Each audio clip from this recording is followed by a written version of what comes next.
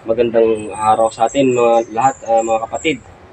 Ito'y hindi aksidente kung bakit tayo nandito sa sitwasyon na naririto tayo ngayon.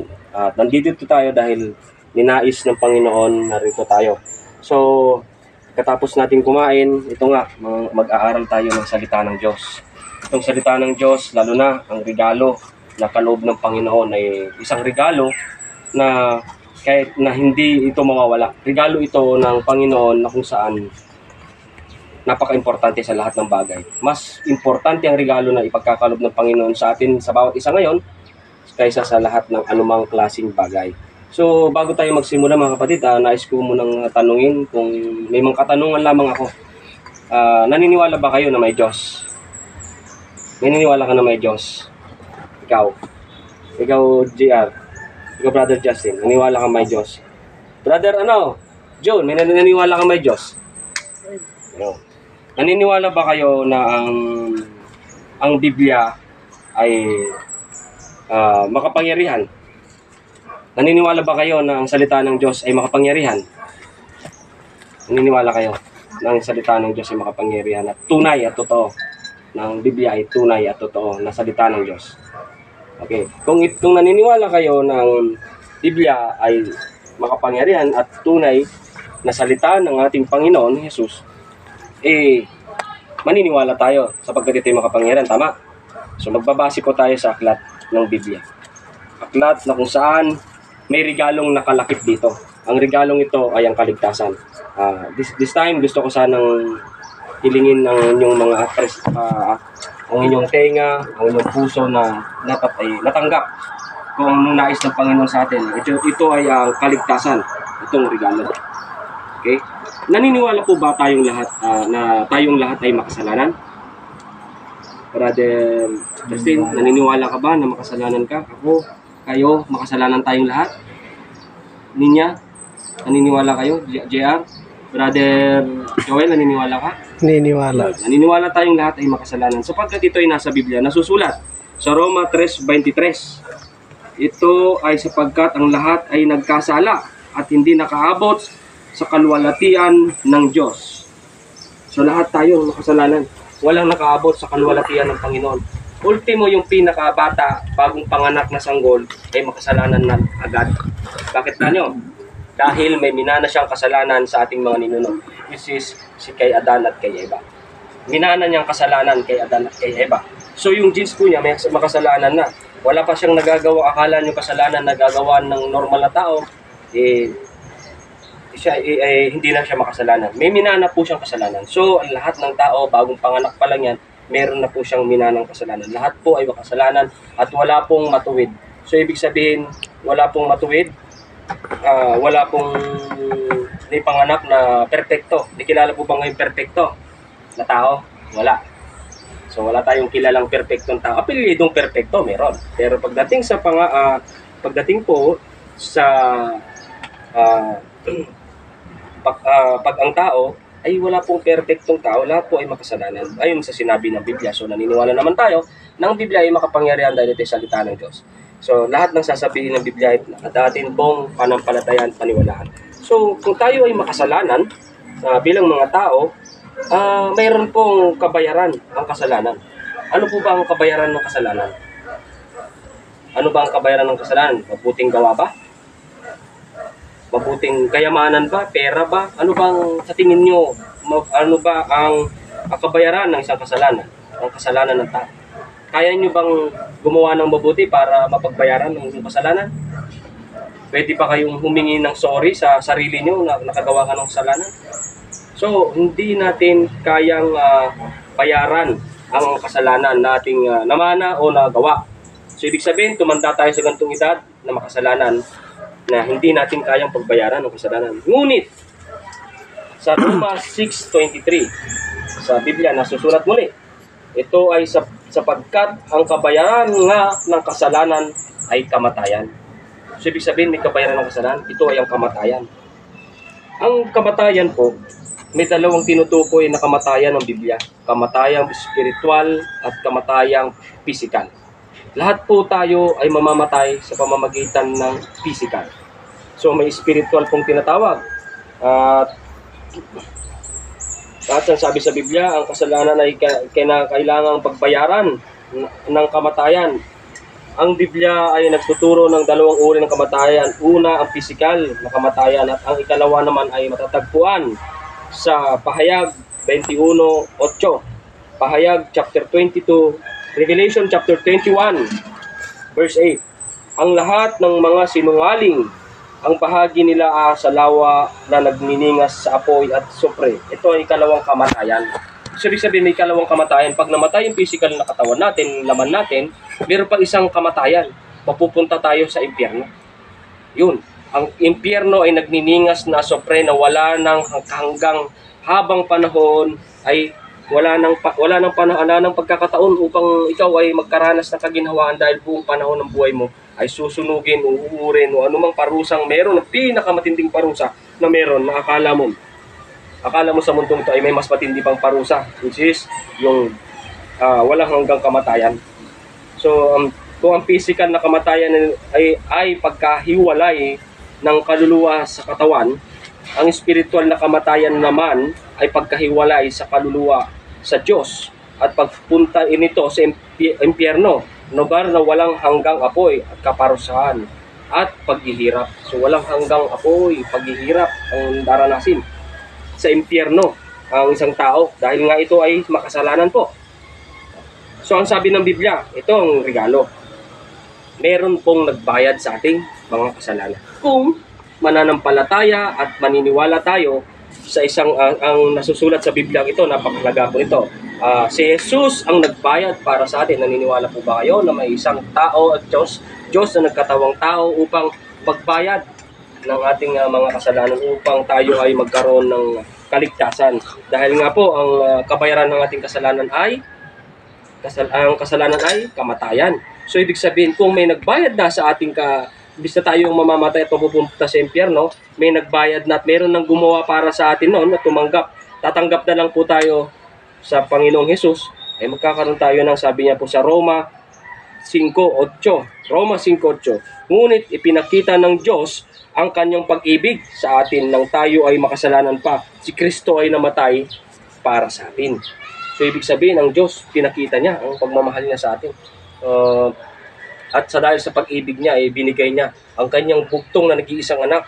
Parang sino mang manampalataya kay Kristo ay magkaroon ng buhay ng walang hanggan. Yan sa John 3:16 po, sa Biblia po nasusulat. Meron nagbayad para sa atin ng ating mga kasalanan. Ang Panginoong Hesus, siya ay napako sa krus, namatay, inilibing, at muling nabuhay upang mayaran ang dapat nating pagbayarang kasalanan sa impyerno. Hindi na natin kinakailangan magpaguran pa ang ating kaligtasan o dagdagan ng ginawa ni Kristo sapagkat siya mismo ang nagsabi sa John chapter 19 verse 30. Tapos na. Dahil sa ginawa ni Jesus, ang kaligtasan ay naging isang regalo. Kaya sabi ko sa inyo kanina mga minamahal, na ang regalo ay nandito. Ito na yung regalo na dapat tanggapin na lamang ng bawat isa. Sinong dapat tanggapin na lamang ng bawat isa? Para sa isang ang regalo, sino yung regalo ng Ama natin sa langit? Sinong regalo? Ikaw, Ninya. Sino, narinig mo ba kung sinong regalo ng langit para tayo magkaroon ng buhay na walang hanggan?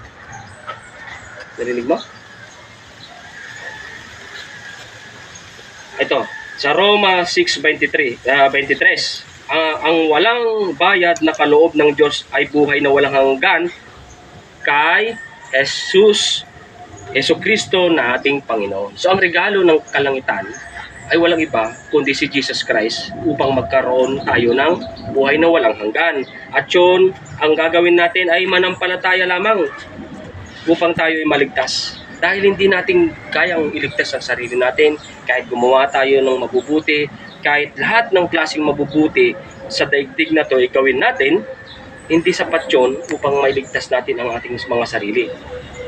Ang dapat lang natin gawin ay manampalataya kay Jesus bilang Diyos at tagapagligtas nang dahil sa Kanya, nagpinayubay sa cross ng Kalbaryo upang ang lahat ng kasalanan natin ay dalhin niya at pagbayaran niya mismo, na which is dapat tayo na makasalanan ay mangyayari sa atin yun, mapupunta tayo sa impyerno. Pero hindi na mangyayari yun sapagkat ang Panginoong Hesus na ang dahil sa kanyang pagmamahal ay sinalo niya yung dapat mangyari sa atin. Siya na ang nagpakahirap para sa atin. Ang isa lang dapat natin gawin sa Panginoon, dapat natin gawin, manampalataya sa Panginoon at tanggapin si Jesus bilang Diyos at tagapagligtas.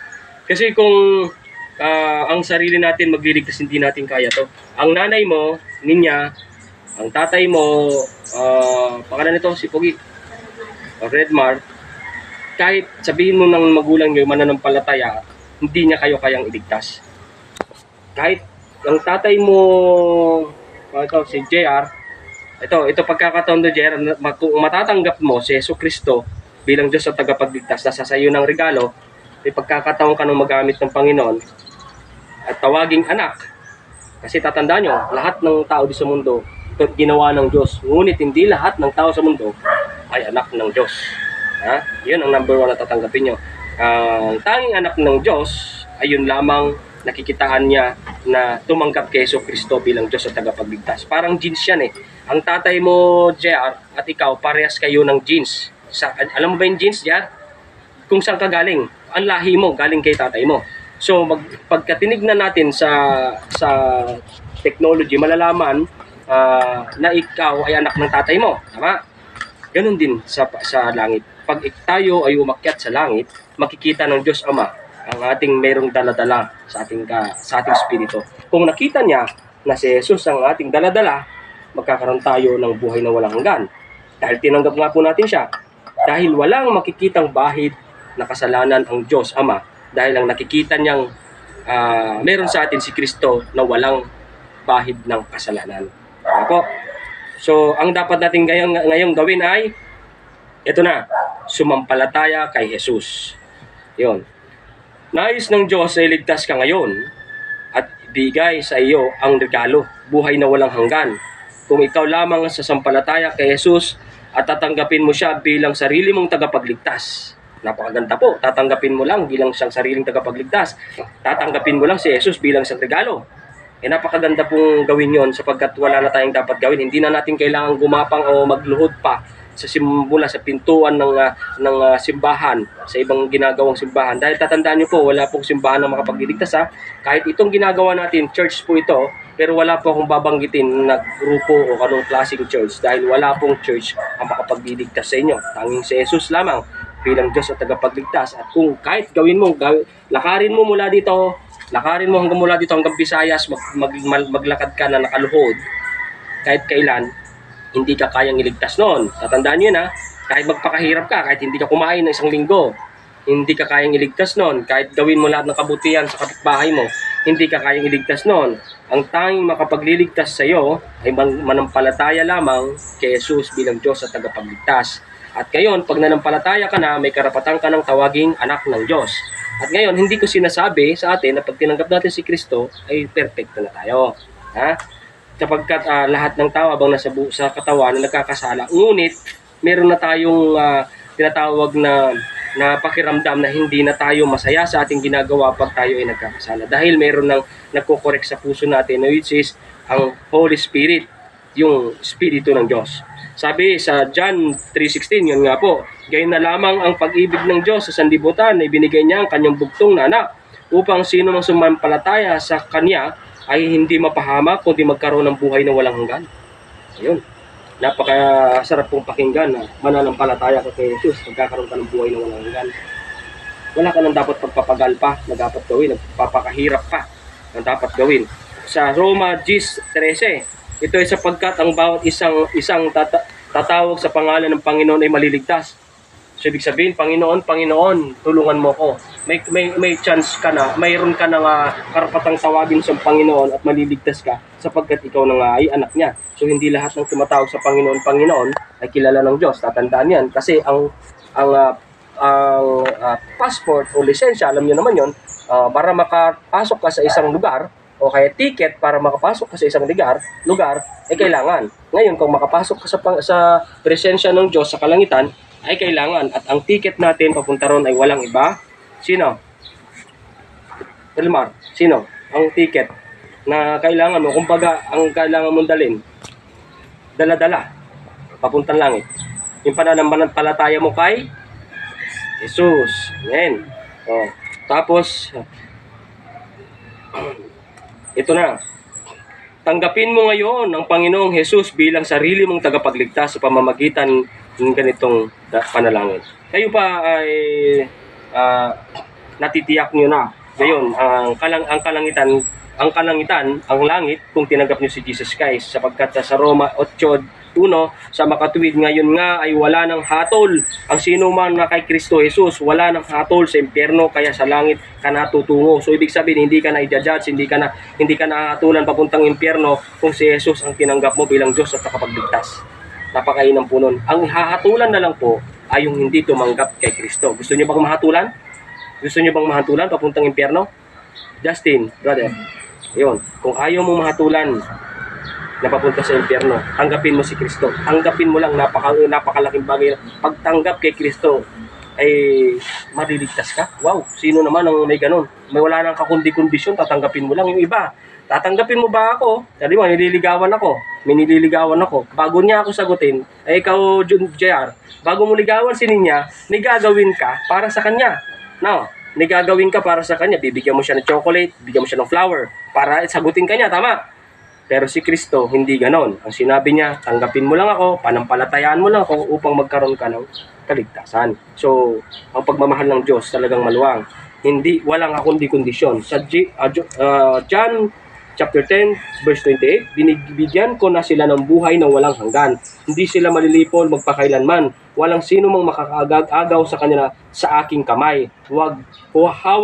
Hawak ka ni Kristo, kaya siya na ang mag-iingat sa iyong kaligtasan. Ibig sabihin, kapag tinanggap nyo na si Kristo, hawak niya ng inyong mga kaluluwa at hindi na kayo kailanman maaagaw ng kaaway. Magkakaroon na kayo ng buhay na walang hanggan kahit saan kayo magpunta. Kaya napaka-importante po na buong puso natin isuko sa Panginoon ang pagtanggap sa Kanya. Dahil ito, hindi to biro, hindi to kalokohan. Kumbaga, hindi aksidente na nandito tayo lahat. Mahal kayo ng Panginoon, kaya dapat ninyong marinig ang mga bagay na to. Sa John 1:12, sa John chapter 1 verse 12, datapwat ang lahat ng tumanggap sa Kanya ay bibigyan niya ng kapangyarihan na maging anak ng Diyos. Sabi ko sa kanina, lahat ng tao ay ginawa ng Diyos, ngunit hindi lahat ng tao ay anak ng Diyos. Sino lamang ang anak ng Diyos? Sila na sumasampalataya sa Kanyang pangalan.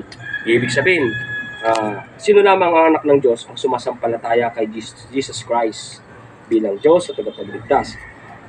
Sa Roma 8:17, at kung ang mga anak tagapagmana ng Diyos at kasamang tagapagmana ni Kristo, ibinilang ka na sa pamilya ng Diyos at tagapagmana ng Kanyang kaharian.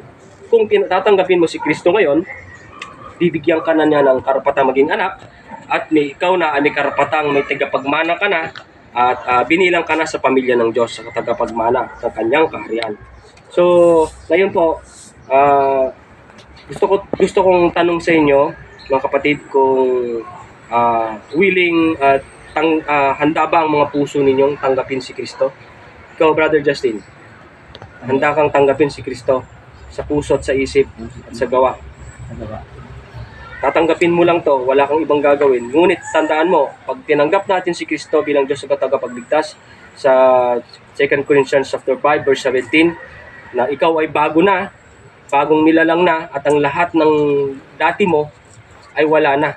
Parang patay na. May bago ka ng buhay at ito na ay ikaw na ay bago.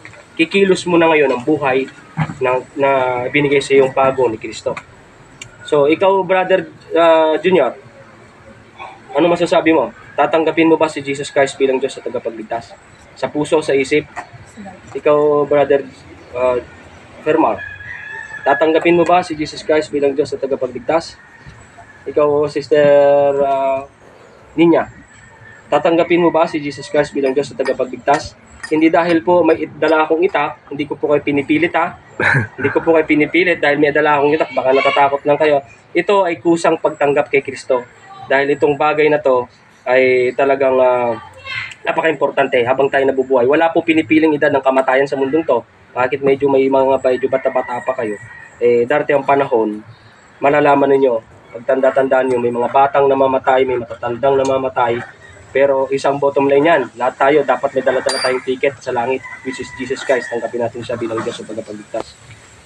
Brother Joel, tinatanggap mo ba bilang Diyos tagapagligtas? Alam ko, tinanggap mo na. Pero, refreshing ba, Brother Jun? Amen. Okay. Amen. Okay, kung gano'n, tinatanggap natin bilang Diyos sa tagapagligtas si Jesus, pwede ba tayong manalangin? Manalangin tayo. Ito ay pagtanggap kay Kristo. Samahan niyo ako sa panalangin ko. Samahan niyo ako. Sabayan niyo ako. Tapos, after nating manalangin, papanalangin tayo na. Sige, sige. Manalangin tayo sa Panginoon. Buong puso to buong puso, kaluluwa. Isipin natin ang Panginoon, kausap natin Huwag tayong mahiya. Huwag nyo isipin yung nasa paligid nyo. Isipin nyo between you and God. Panginoon at ikaw lang ang nag-uusap sa oras na to. Ito ay pagtanggap. Napaka-importante ito kasi hindi to biro. Minsan lang tayo tumanggap sa pang-regalo to, hindi na ito mawawala. Tatandaan nyo lahat, kasama nyo ng Panginoon. Ito, manalangin tayo. Susundan nyo ako Panginoon Diyos. Sundan nyo. Panginoon Diyos, na aming Ama. Ngayon, Panginoon, nalaman ko po na tunay nga pong mayroong Ama. At salamat po. At ako'y inyong tinanggap bilang anak.